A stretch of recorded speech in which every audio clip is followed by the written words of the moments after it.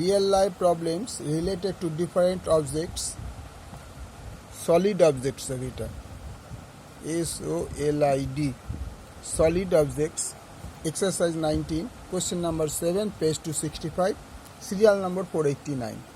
এবার দেখো 4.2 ডেসিমিটার দৈর্ঘ্যের ধার বিশিষ্ট একটি নিডেড কাঠের ঘনক থেকে সবচেয়ে কম কাঠ নষ্ট করে যে নিডেড লম্ব বৃত্তাকার শঙ্কু পাওয়া যাবে তার আয়তন নির্ণয় করি।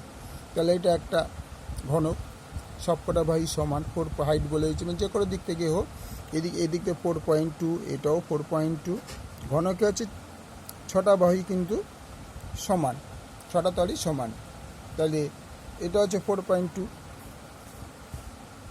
সেন্টিমিটার। তাই নিরেট ঘনকের বাহু দৈর্ঘ্য কত হচ্ছে 4.2 ডেসিমিটার, বাহু বা ধার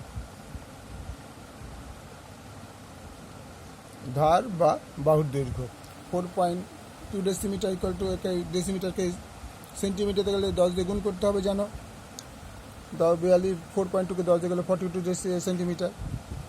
ঘনকের বাহুর দৈর্ঘ্য হবে লম্ব বৃত্তাকার শঙ্কুর ভূমির ব্যাস, অর্থাৎ এইটার যা লম্বা, ধারটার যা লেন্থ, সেটা হবে নিচের নিরেট শঙ্কুর,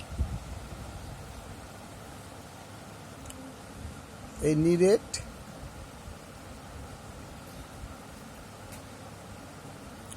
শঙ্কুর ভূমিতলের ব্যাস, অর্থাৎ হাইটটা তো আমরা পেয়েই গেলাম, হাইটটা যা আছে, এই যা হাইট, এটার হাইটটা তাই হবে, এটার হাইট কিন্তু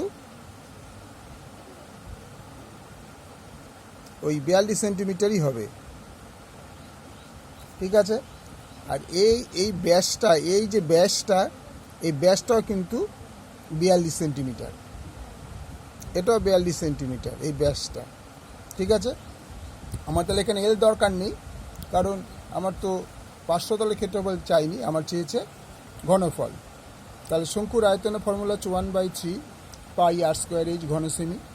তাহলে 1/3 পাই মানে 22/7, আর আমরা কত পেয়েছি, আর আমরা পেয়েছি 21 সেন্টিমিটার। তো আর স্কোয়ার মানে 21 × 21। এইচ আমরা কত পেয়ে গেছিলাম,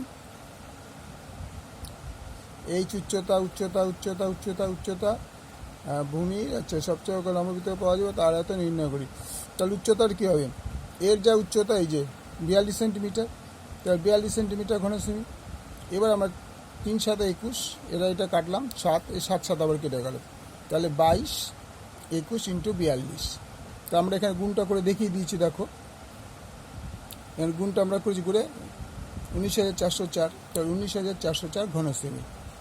ঘনকাকার কাঠ থেকে সবচেয়ে কম কাঠ নষ্ট করে যে নিরেট শঙ্কু পাওয়া যাবে তার আয়তন হচ্ছে, তার সংখ্যা হবে, আয়তন হচ্ছে 19404 ঘন সেমি।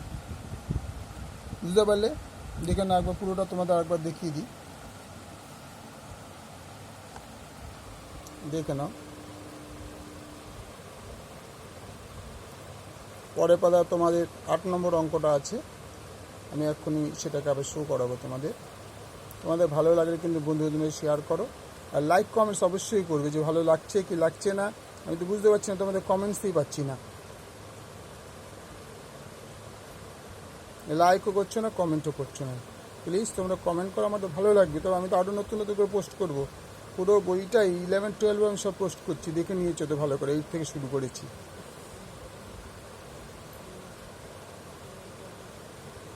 আশা করি তোমরা এবার লাইক কমেন্টস অবশ্যই করবে। ওকে, থ্যাংক ইউ।